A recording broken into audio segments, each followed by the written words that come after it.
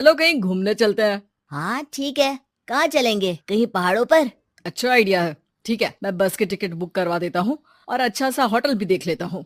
ठीक है भाई, लेकिन जल्दी करो। लाइफ में इतना स्ट्रेस हो गया है कि कुछ दिन का रेस्ट तो बहुत जरूरी बन गया है। राज का शाम को फोन आता है राहुल के पास। राहुल, मैंने टिकट बुक करवा दिया है। आज शाम की ही बस है। जल्दी से सामान पैक कर लो। ठीक है, सामान तो मैंने पहले ही पैक कर लिया है। अब तो बस शाम का इंतजार है, जब हम बस पकड़ेंगे और निकल पड़ेंगे धर्मशाला की ओर। शाम को दोनों दोस्त बस स्टॉप पर मिलते हैं और फिर वहाँ से निकल पड़ते हैं शिमला की ओर। सुबह होते होते ये दोनों दोस्त शिमला पहुँच गए, जहाँ ये होटल पहुँचे और वहाँ से निकल पड़े पहाड़ों पर घूमने।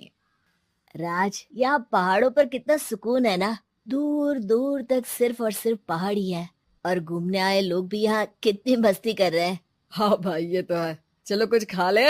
दोनों एक रेस्टोरेंट पे पहुँच गए। वहाँ इनकी रेस्टोरेंट चलाने वाले लड़के से दोस्ती हो गई, जिसका नाम जितेंद्र था। जितेंद्र, तुम यहाँ कब से हो और रेस्टोरेंट खोलने का प्लान कैसे बनाया? अरे भाइयों, मैं तो यहीं का हूँ। बस बाहर कुछ साल के लिए गया था नौकरी करने, पर फिर लौट आया और अपने यहाँ ही रेस्टोरेंट खोल लिया। पिछले 6 साल से यहीं पर हूँ। अरे लेकिन जितेंद्र, एक बात तो बताओ, रेस्टोरेंट ही क्यों? कुछ और काम क्यों नहीं? और भैया, अपना तो ये मानना है कि आदमी दुनिया में कहीं भी हो लेकिन उसे भूख तो लगेगी ही, और इसके लिए उसे खाना तो चाहिए ही। यानी ये धंधा कभी मंदा नहीं पड़ता, इसलिए ये काम शुरू किया था। लेकिन इस काम में क्या मुनाफा भी होता है या फिर बस ऐसे ही काम चल रहा है शौकियाना तौर पर? अरे अरे, क्यों नहीं भैया, काम तो हो ही रहा है और मुनाफा नहीं होता तो ये 10 लोगों का स्टाफ कैसे रख लेता। वैसे आप भी क्यों नहीं इस बिजनेस में हाथ आजमाते हो? हाँ, आइडिया तो अच्छा है, लेकिन हम लोग तो सिर्फ यहाँ घूमने आए हैं और हमारे पास इतने पैसे भी नहीं है। अरे पैसों की चिंता क्यों करते हो? सिर्फ 5 लाख रुपए लगा कर भी आप काम शुरू कर सकते हो। अच्छा, वो कैसे? अरे आप रेस्टोरेंट में मेरे पार्टनर बन जाइए। जो मुनाफा होगा वो आधा आधा बांट लेंगे। राज को ये सुनकर अच्छा तो लगा, लेकिन राहुल को इस ऑफर में कुछ दिक्कत लगी। उसने कोने में ले जाकर राज को समझाना शुरू किया। अरे राज, पागल मत बन। हम सिर्फ यहाँ घूमने आए हैं, ये ऑफर के चक्कर में क्यों पड़ रहे हो? कुछ काम शुरू ही करना होगा तो दिल्ली में शुरू करेंगे, यहाँ शिमला में क्यों? अरे बेवकूफ, दिल्ली में 5 लाख रुपए में कौन सा काम शुरू करेंगे? यहाँ शिमला में इतने कम पैसों में काम शुरू कर लेंगे और 1 साल में मुनाफा लेकर वापस भी चले जाएंगे। ओहो, अरे भाई, तुम्हें जो करना है करो, लेकिन मैं इस बिजनेस में तुम्हारा साथ नहीं दे सकता। याद रखो, हम यहाँ सिर्फ घूमने आए हैं, कोई बिजनेस करने नहीं। और इस जितेंद्र पर वैसे भी मुझे ज्यादा भरोसा नहीं हो रहा है। अरे तुम्हारी यही तो दिक्कत है, तुम्हें किसी पर भी भरोसा नहीं होता, लेकिन मुझे तो है। मुझे पता है कि इतने कम पैसों में मुझे जितेंद्र अपना बिजनेस पार्टनर बना रहा है। अरे लेकिन क्या गारंटी है कि पैसे लेने के बाद जितेंद्र तुम्हें बेवकूफ नहीं बनाएगा? अरे मुझे तो है, मैं कुछ नहीं जानता। मुझे सिर्फ ये पता है कि जितेंद्र मेरे बारे में ज्यादा ना जानते हुए भी मुझ पर कितना भरोसा कर रहा है। मुझे तो लग रहा है कि इसके पीछे उसकी मंशा ठीक नहीं है। बाकी तुम्हें जो ठीक लगे वो करो। मैं तो आज शाम की ही बस से वापस जा रहा हूँ। ठीक है, तुम चले जाओ, लेकिन याद रखना कि आज के बाद मुझसे कभी बात करने की कोशिश मत करना।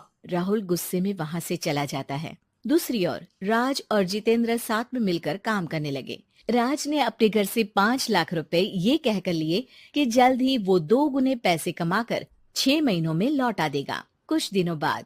भाई जितेंद्र, तुमने 5 लाख रुपए तो ले लिया है, लेकिन काम में बहुत तेजी नहीं दिख रही है। अरे भाई, काम में थोड़ा समय लगता है, चिंता मत करो यार। हाँ वो तो ठीक है, लेकिन मेरे पैसों का तो कुछ हिसाब दो। कहाँ लगाया तुमने? अरे बड़े आए पैसों का हिसाब मांगने वाले। वो तो शुक्र मनाओ कि इतने कम पैसों में मैंने तुम्हें काम पर रख लिया है। क्या कहा तुमने? मुझे काम पर रखा है? अरे मैं तो तुम्हारा बिजनेस पार्टनर हूँ। बड़ा आया पार्टनर बनने वाला। औकात देखिए अपनी, 5 लाख में रेस्टोरेंट खरीद लिया है क्या?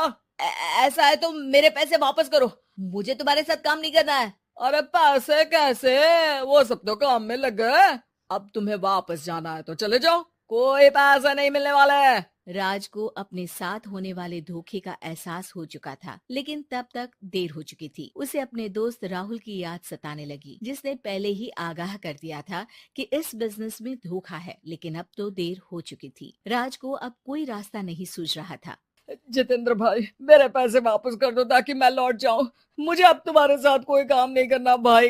ये सुनते ही जितेंद्र अपने कुछ साथियों के साथ राज पर टूट पड़ा और उसकी जमकर पिटाई कर दी। राज बेहोश हो चुका था। जब उसने आंख खोली तो उसे अपने सामने पूरा परिवार, पुराना दोस्त राहुल भी दिखा। सभी को देखकर राज की आंख में आंसू आ गए।